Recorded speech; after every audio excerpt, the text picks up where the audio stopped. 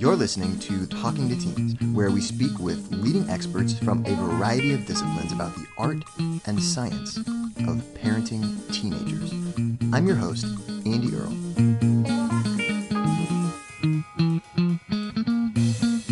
Hey, we're here today with Erik Huberman. He is a serial entrepreneur and the founder and CEO of Hawke Media, a marketing agency that has worked with over 3,000 different brands all around the world. And he's the author of the new book, The Hawke Method. We're going to be talking with Erik today about his experiences growing up as a child and teenager and 20-something that led him to start this company and grow it to a point where it's worth now over $150 million. We'll talk about how to show your teenagers different options for what they could be doing with their life, how to strike the right balance between helping and supporting them, but also challenging and pushing them. And we're going to see what Erik wants to teach his own kids about marketing and how we can respond as parents when our teenagers are getting influenced by marketing, when they want us to buy them things that we don't necessarily want to buy for them.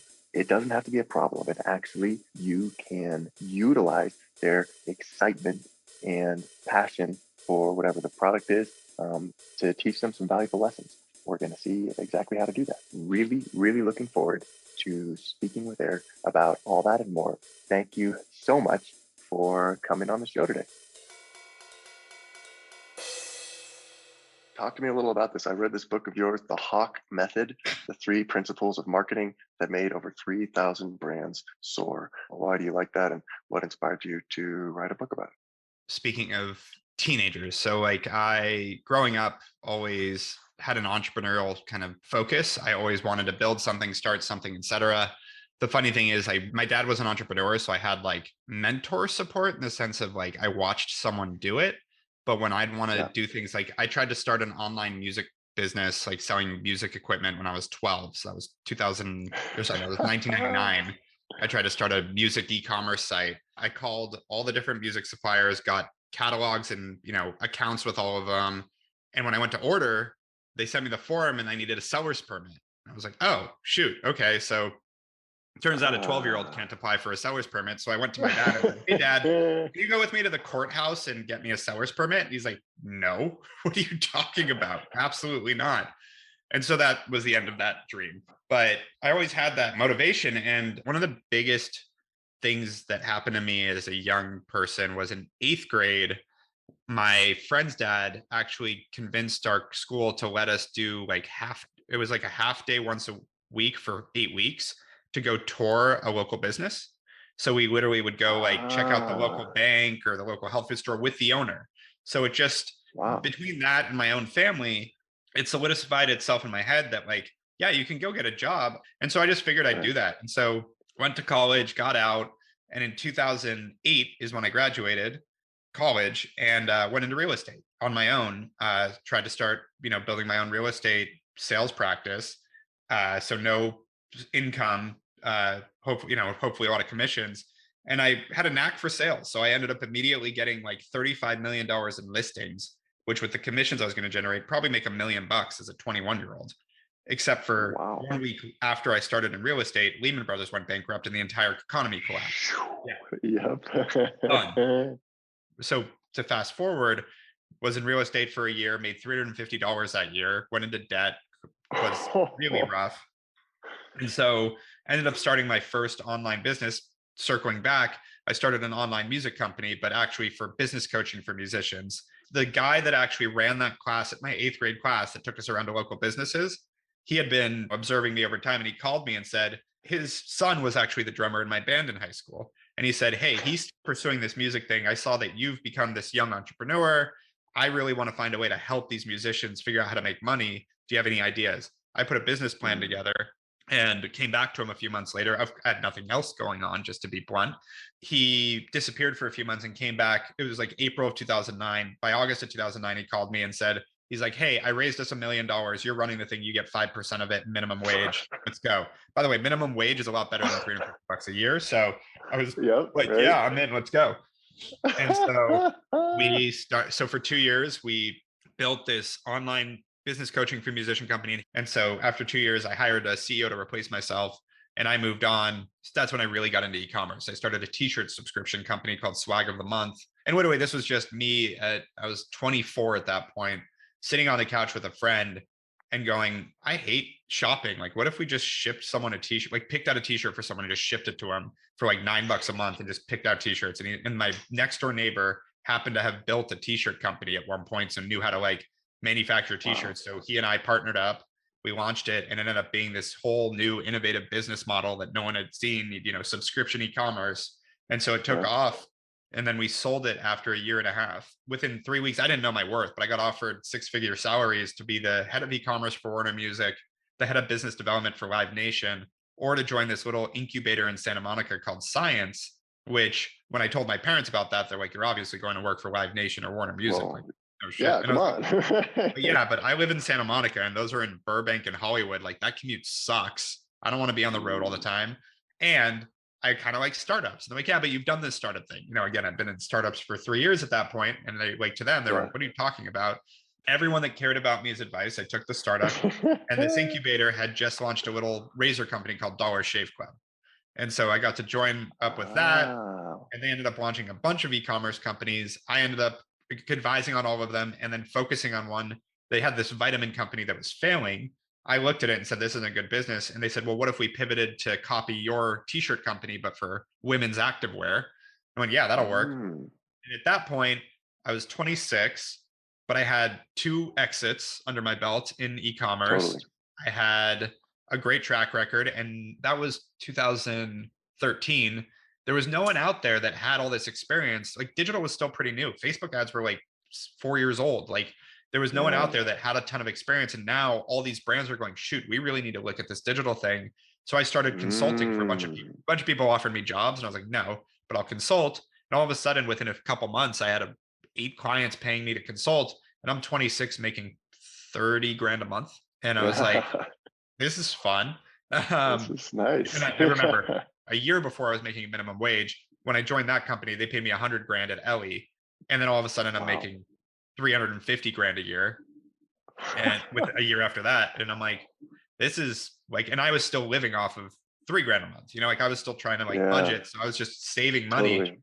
And I got a few months into it and realized there's something here. I called the guy that I hired to run the music company and said, hey, that hasn't grown like I thought it wouldn't. You've done a great job running it for 3 years, but I think it's time to put it to bed. Like it's just not, it's basically like livable Mm. wage for a few people and not that interesting. Yeah. But I think I have something here. Why don't you come join me with this? And he came in to run client strategy, but then quickly became my partner. And he and I built it. So fast forward now, it's been 8.5 years. We're 300 people. We run marketing for 600 brands. We have a $50 million second venture fund. We have a financing arm that we've done, I think, about $20 million in loans to our clients. We haven't announced it yet, but we bought a software company that we're going to be launching soon that Wow. coincides with everything we're doing. My book came out in March. Yeah. So we've really just hit the ground running and tried to build, as we call it, a mini conglomerate of how we make great marketing accessible to companies.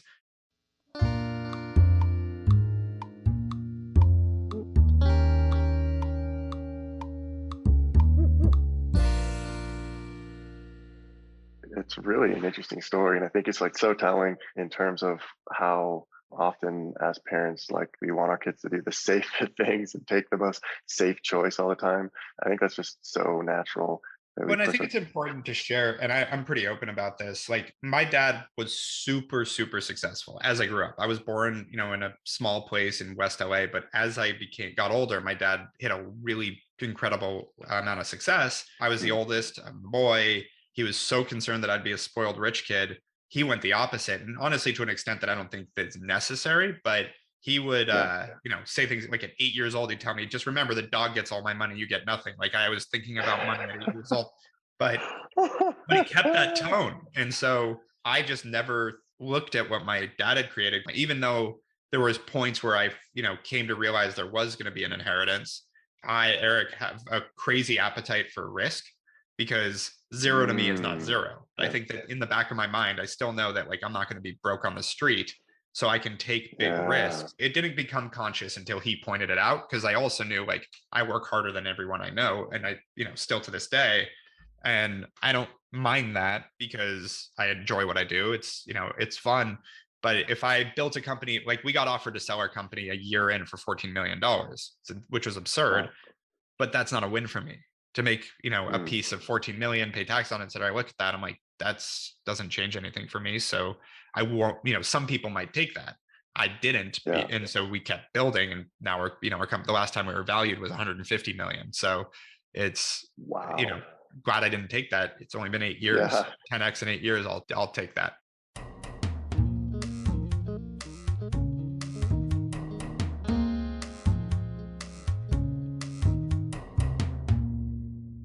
I didn't have an interest in marketing specifically in college or like growing up. It wasn't like marketing was my dream at all. In fact, it was the opposite. I thought it was bullshit.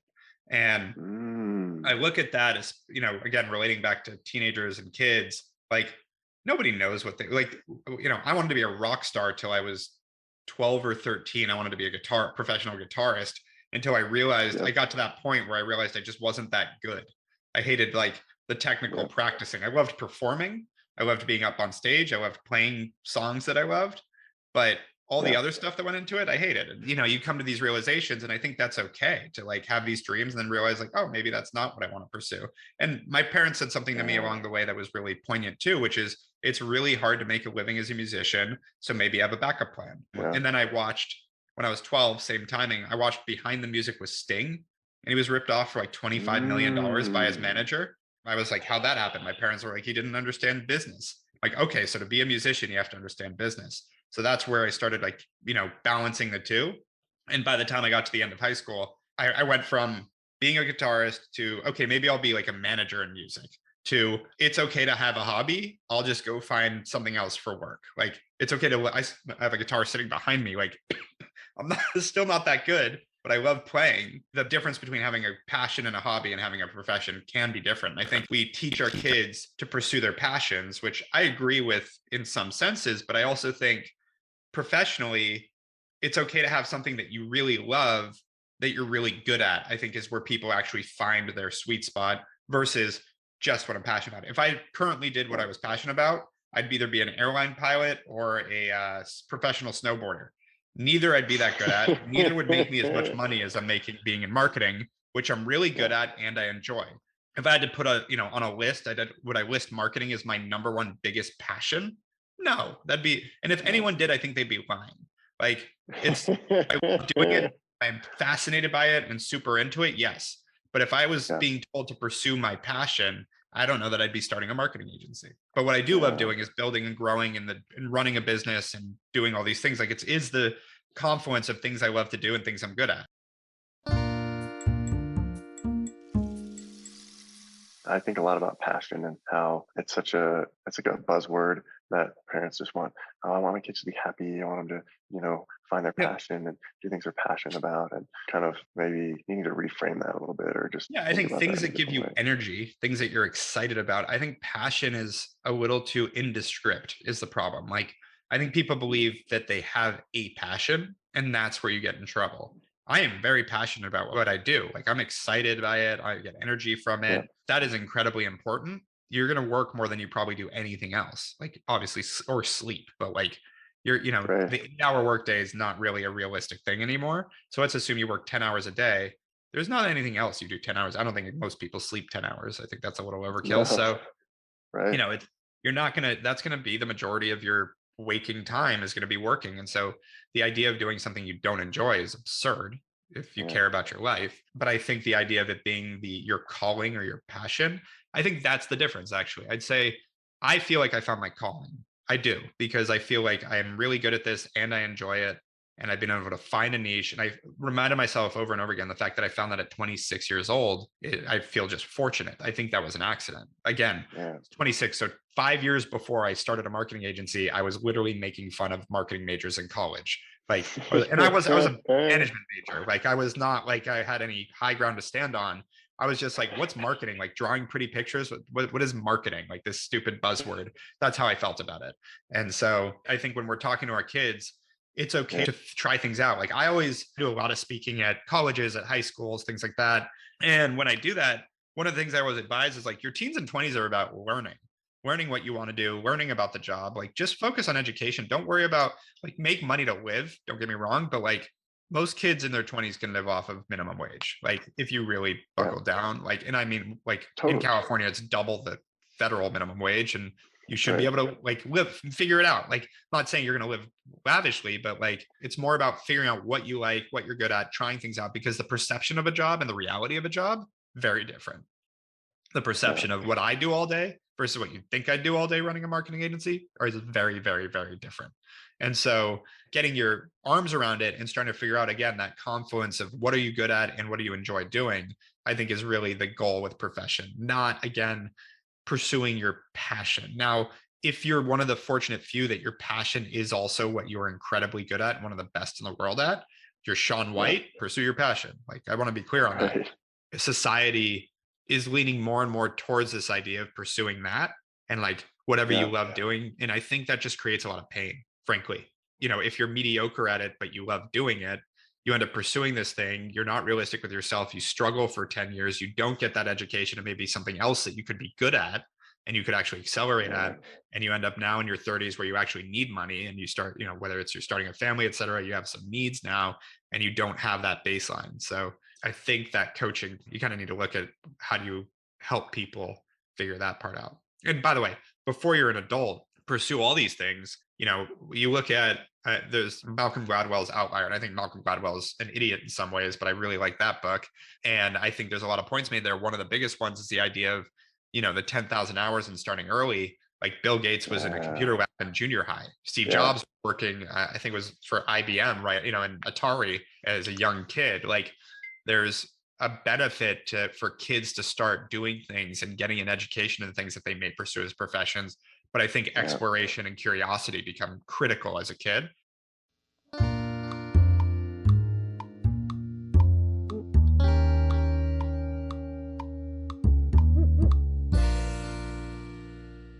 That's such a good lesson for kids to believe in them, but also make them do things for themselves. Yeah, it's the Um, balance because I think that's where yeah. I'm about to be a parent myself. I'm having my first in 2 months. Actually, yeah, my wife is 32 weeks today. Ooh. So when we talk about how we want to raise our kids, it's similar with a little more support, where it's like, you know, Yeah. love how I turned out. I'm very fortunate that I have this chip on my shoulder that I want to be motivated, but I think there's a way to Yeah. do it with your kids where it's positive encouragement while also letting them fail, letting them, you know, see that failure isn't that bad. Like the helicopter parent is not good either, but No. neither is beating your kids up and making them feel shitty. The goal here is to enable them to feel like they can take on the world themselves because they're going to have to at one point. Like parents won't be there forever. You've got to enable your kids to stand on their own 2 feet. So I talk to my wife a lot about build Yeah. confidence. I'd rather to have a absurdly confident kid that's almost an asshole than an insecure kid, just being blunt. I want to build a lot of confidence in my kid. But confidence doesn't Totally. come from telling your kid they're amazing all the time. Confidence also comes from your kid actually seeing that they can do things themselves. And so setting them up for success. Yeah. And I don't mean my parents never bought flowers or lemonade from me. You know what I mean? Like they didn't come and be my customer, et cetera. But they helped me figure out to put my stuff in a wagon and walk it down. Like, you know, just like give them a nice nudge in the right direction and then Yeah. let them Right. feel the accomplishment for themselves. Yeah, because then you don't feel like this is something that your parents just did for you. It's like a formative Yeah, memory I of your will life say, looking back. from what I've seen, most kids don't actually take that away from like everybody wants to believe they did it all themselves. That's just Yeah. pure ego. But I do think it's more when you gain the ability to work through challenges, you become so much more confident. Like, you know, the Mm. running a business, like you're going to deal with some crazy stuff. Like every successful business these days deals with lawsuits, deals with crazy employees, deals with crazy clients, Yep. deals with all sorts of stupid stuff on a daily basis. You're hearing another bullshit thing coming. And if you haven't been set up to work through problems yourself, it can be Yeah. soul crushing. And so you've got to come from a place where it's like, yeah, but I'm going to be fine. Like we'll figure this out. When you get those big problems, you have to have worked through smaller problems over time and gone through challenges and got good mentorship and guided through. Like it's hard to do it yourself. So I think it's okay to mentor your kid, to give your kid advice, but you kind of also have to let them do like you can't do it for them. You can walk them through it. I think that's fine. I still talk about, I think the best advice my dad gave me, which he was never a good teacher, but he was a good person to watch. And a month into Hawke, I had an employee blow off half our clients. Like, oh, it's a long story, but I thought it was like could be the end of us. Like I had just signed a lease and had a team of 7, and I had to make money to pay for this. Like I didn't have money in the Yeah. bank, and my clients were all angry. I call my dad and tell him this like 5-minute story about everything that just happened, and I'm ranting, and I still remember it vividly. And I get through this whole story, and he goes, "Uh huh." Anyways, yeah, Eric, that shit happens all the time. I got to run. Talk to you later. And just hangs up. And I'm like, to me, it was like this like devastating blow that could be the end of my career. He's like, yeah, it happens all the time. I got to run. And he just hangs up. Yeah, And I'm like, to running a business. Yeah. yeah. Which again, it took me probably 3 years to realize that how right that was. That like there is no break from that. But like, thankfully, like that was one employee going off the rails. I had to work through that, figure it out, come out the other side. We're still alive, so that I could deal with the next problem, the next problem, the next problem, which just get bigger as the company gets bigger. And your problems are relative. And I really believe that for everyone. If you don't have a job, your problems are like, oh God, I have an appointment to get my hair done today and I got to make it across town. Like that is a problem to someone that has nothing else going on. And so again, helping your kids work through issues on their own and figure out how to solve things. And Gallup just did a poll that like last year was the most anxious, depressed year in the United States history on record. And part of me thinks that, listen, there's a people have been beat up by COVID, and then we have a recession. There's a lot of stress in the world. So I don't want to glaze over that. I also think that because we've coddled society in some ways, we've built a group of people that don't have resilience. And because anxiety comes from, again, I think anxiety and depression, and there's chemical. I'm not talking about the chemical side. I'm talking about like if general society is more depressed and anxious, it's not chemical unless there's something in our water or food, which could be too. But I also think that societally we've created a place where we don't allow people to work through their own problems. And like kids, we try to jump in for them and try to shelter. And like that's kind of how we've become as a society. And the problem is if you don't build those muscles of dealing with the tough stuff, when it happens, it's so devastating and you don't know what to do. And so I think it's, again, going back to the point, it's important to give our kids the tools and the confidence to work through things themselves, but let them do those things. Hey, we're here with Erik Huberman talking about how to raise teenagers in a world where they're constantly being marketed to. And we're not done yet. Here's a look at what's coming up in the second half of the show. One of my good friends down the street here, his son started a dog walking business, and we became a customer, walking a bunch of dogs in the neighborhood. And he taught his son, spend half the money and put half the money into your Robinhood account and start trading stocks. 10 years old. This kid is stocks, which obviously I worry what happened now. That a year ago when we talked about this, he was making a bunch of money because he was investing in like Roblox and Nike and all the things he liked, which go figure. A lot of people like those things. And so he was doing great. But again, long term, the kid is now 10, understanding the stock market. That kid could be the most brilliant trader of all time by the time he's 18. US makes it so easy to build wealth, and a lot of people become a victim to it and end up being on the receiving end because school is horrible at teaching people how to live for themselves. You live to answer to your teacher. And parents are generally brought up that way and then bring up their kids that way. We create a society of employees waiting for someone to yell at them to tell them what to do and get away with exactly what they have to do to get their paycheck. That's how we teach people in most of our society versus this is how the game works. Let's teach you the game of how to do this so that you can go create what you need to create to build the life you want to live. And that is still an opportunity in the United States. I definitely learned my sales abilities from be on my toes with my dad all the time because he loved everything I did. So my dad was a pretty emotional guy too. So if I worded something slightly differently, I'd get a positive or negative response. And I started being careful with my word choice, able to sell, et cetera. And my dad thought it was hilarious. So a lot of times it worked just because he's like, hey, he did it. Like he convinced. We got a puppy when I was 4 and he knocked my 2-year-old sister down and she almost needed stitches in her eye.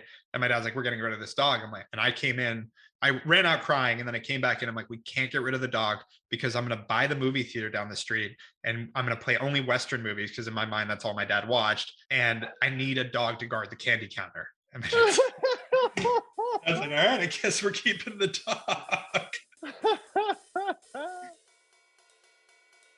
Want to hear the full interview? Sign up for a subscription today. you get access to all the interviews I've conducted, as well as new episodes weeks before the general public. It's completely affordable, and your subscription helps support the work we do here at Talking to Teens. Thanks for listening. I'll see you next time.